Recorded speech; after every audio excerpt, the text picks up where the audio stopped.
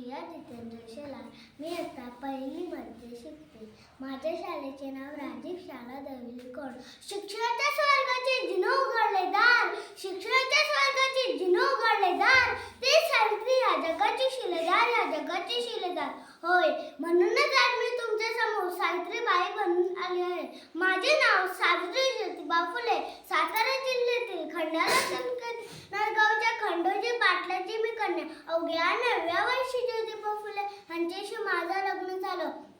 ज्योतिबा फुले म्हणून साधारणपासून या जगाला ऊर्जा देणारे क्रांतिक सूर्यच होते.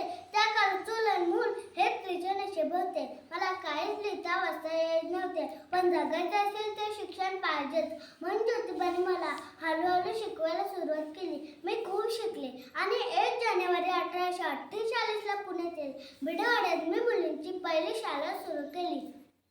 शाळेकडे निघाली का लोक मला शेण दगड फेकायचे, पण मी घाबरले नाही. माझ्या मनात तीव्र जिद्द होती. अपमानाकडे पाठ फिरून शिक्षण सुरूच